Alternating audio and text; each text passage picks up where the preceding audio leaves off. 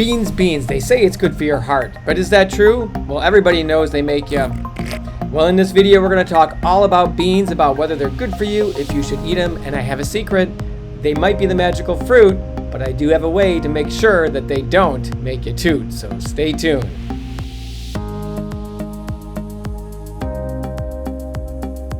Hey everyone, this is Stephen Lome, lifestyle medicine cardiologist, and in this video we're going to talk all about beans. But before we get into that, make sure you subscribe to my channel and turn on those notifications so you don't miss any future videos. So let's go. Many people don't realize how many different types of beans that there really are.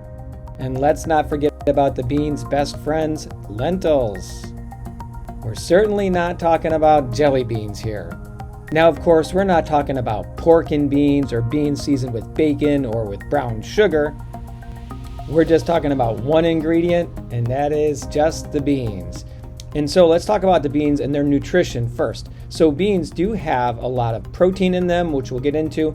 They have a lot of iron, but not the bad type, not the heme iron. They have non-heme iron. They're high in fiber. They don't have any cholesterol, and they don't have any saturated fat. Beans are certainly packed with micronutrients such as folate. They have calcium in them, iron, magnesium, zinc, and selenium. Beans are certainly a nutritional powerhouse. Those are some cool beans, if you ask me. Now let's make a quick comparison between 4 ounces of beef and 4 ounces of dried black beans. In beef, we know it increases heart disease risk. It has cholesterol and saturated fat, which drive up your LDL cholesterol. There's hormones, antibiotics, no fiber, and it increases cancer risk. What about black beans? Well, we'll show you that it lowers heart disease risk. There's no cholesterol or saturated fat, high in fiber, lots of phytonutrients, and anti-cancer effects. How much does that 4 ounces of beef cost? Between $4 and $16, depending on the cut. What about those beans? 37 cents, and even cheaper if you buy a 50-pound bag or something huge like that. How about the protein content? Well, that 4 ounces of beef will have 24 grams of protein. 4 ounces of dried black beans, like you buy them in the store, also 24 grams of protein. Now, of course, when you cook the black beans, they gain water, and you may have to eat 10 or 12 ounces of cooked black beans to get that much protein. Still, you can see the black beans are a way cheaper source of protein. And yes, plants do have all the essential amino acids. Look at the black beans and how every single essential amino acid you need can be obtained from eating plant-based sources. And we need to make sure we're keeping our arteries healthy. Heart disease is the #1 cause of death in the United States, and it happens when the lining of the endothelium gets damaged and cholesterol builds up in your arteries. You know from my other videos that the key to heart disease prevention is getting your cholesterol numbers down and protecting your arteries from damage and inflammation at all costs. So let's see how beans do here. Well, beans have no cholesterol and saturated fat, so they will drive your LDL cholesterol down. Remember, the prerequisite you must have to clog your arteries is a high LDL cholesterol, and that's going to lead to much less plaque progression. And the second thing is we want to protect our arterial endothelium from damage and inflammation, which we're going to get to. But first, should we eat any cholesterol? Well, the guidelines say that we should eat as little cholesterol as possible while consuming a healthy eating pattern. And let's look at the cholesterol content in different foods. Eggs is the #1 source. Chicken is #2, and yes, chicken has just as much cholesterol as beef. But look at the plant-based foods, including beans. There is no cholesterol in any plant-based food. And the guidelines say straight out that they did not set an upper limit for how much cholesterol or saturated fat is safe to eat, because any amount that you eat is going to increase your blood cholesterol numbers. Now let's look at the saturated fat content. The #1 source in the American diet is cheese and high-fat dairy products, but beef is very high in saturated fat. Chicken even still has some, and remember, any amount will increase your LDL. The tropical oils are horrible, but look at plant-based foods, including beans, almost no saturated fat. Now let's look at beans and plant protein versus animal protein. Regardless of cholesterol and saturated fat, does the protein itself make a difference?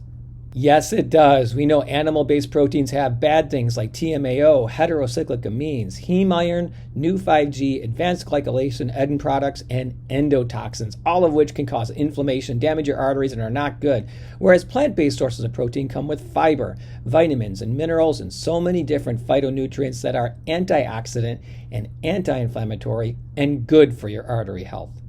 So we just talked about how important beans were to lower your LDL cholesterol, but now the other part that we need to deal with the animal protein is the arterial endothelium and prevent that plaque progression. And the animal-based proteins cause the inflammation that'll damage your arteries, whereas the plant-based proteins don't. Let's see how this actually pans out in clinical research studies. Here are 3 studies published in the Journal of the American Medical Association, all taking animal-based protein out of the diet and instead substituting plant-based protein. Let's see what happens. If you just remove 3% of energy from animal-based protein sources and instead use plant-based protein sources, you get a pretty significant reduction in overall mortality and heart disease mortality. A lot of that was actually substituting egg protein and red meat protein, but as we're going to see, it's any animal-based protein. Let's dig in. This line right here would be neutral. Anything to the left lowers your risk of dying overall. And as we're going to see, a lot of these things on the side, they all favor plant protein over the animal protein. If you removed processed red meats from your diet, a huge reduction of dying. If you removed unprocessed red meat, still very significant. Even poultry and fish had a significant reduction of dying if you removed them and had plant protein instead, and the same for egg and dairy-based protein. So any animal-based protein source, because of all those things we just talked about, not good for overall heart health and overall mortality. And this is why the blue zones eat a lot of beans and legumes. Every blue zone eats a significant amount in their diet. According to the blue zone's food guidelines, that every single person should be eating a daily dose of beans, a half cup to 1 cup per day. Now, some people try to put the fear in you and say, lectins, they're anti-nutrients. This is just garbage science. There's no concerns whatsoever. Let me explain. There was a book written called The Plant Paradox. And what they said is, all these different lectins and different anti-nutrients within the beans are going to make you sick. Don't eat them. But maybe if you use an Instapot and pressure cooker, you can get rid of a lot of the lectins. Well, come on, man. There was a great commentary by T. Colin Campbell who explained all the garbage science in this book. All the blue zones ate legumes. They didn't use pressure cookers, right? And so it's fine to eat them. And so why is it that people write books like this and spread such misinformation? Check this out. The author sells a lectin blocking supplement. He puts the fear in you. Don't eat lectins. They're bad for you. But if you want to eat some beans, go ahead. You can just buy my supplement and eat all the beans you want and the lectins won't hurt you. Come on, man. Don't fall for this stuff. Research clearly shows that the more beans you eat, the lower your overall mortality. And as we see, the most comprehensive analysis of diet and cancer ever performed, published by the American Institute for Cancer Research, showed that you need to include in most of your meals legumes such as beans and lentils to prevent cancer. And one of the other good benefits of beans are the phytonutrients that are in them.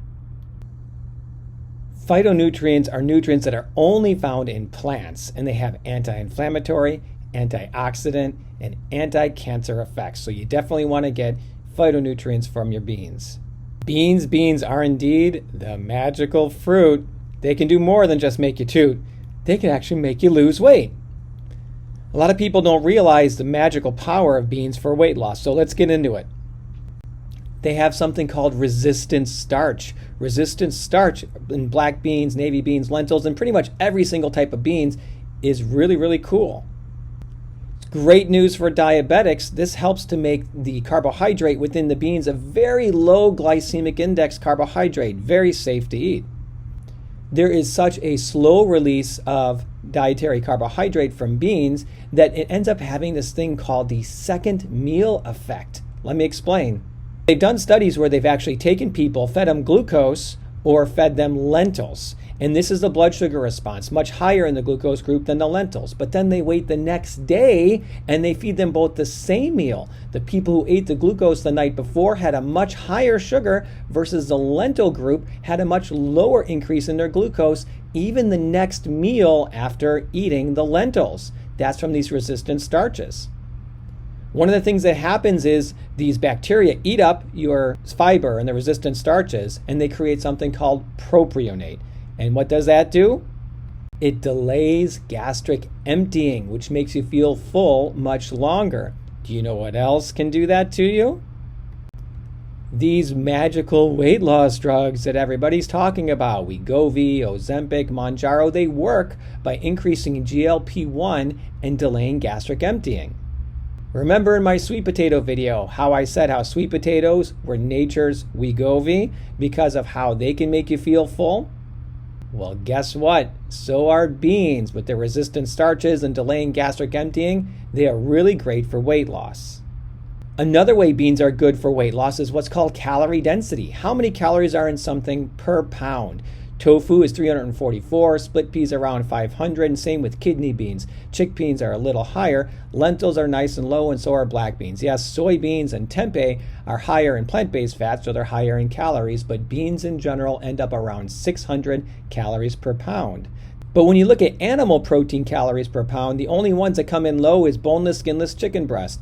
Beef is around 900, ham 1100, sausage 1500, short ribs 2100, bacon 2400 calories per pound, eggs around 630, tuna 835, and the healthy salmon that people talk about still 920 calories per pound. Pork chops super high and steak very high. So definitely much lower calorie density when you're eating beans. And it's okay to have beans in a can. Look for only one ingredient on the label, just beans. No added oil, no added fats, no added salt if you can. Check out these awesome recipes. This is from my daughter's YouTube channel, Jaden's Vegan Culinary Creation, our red lentil chili that we love to make for Super Bowl. And check out this recipe from Forks Over Knives, or no tuna salad sandwich. With beans, you can make so many things. You can make bean dips, you can make minestrone soups, you can make burritos, you can make lentil loaves. The possibilities are endless. Many different links to recipes in the description below. I know all of you concerned about climate change don't want to eat a bunch of beans and then create a lot of gas and make things worse, right?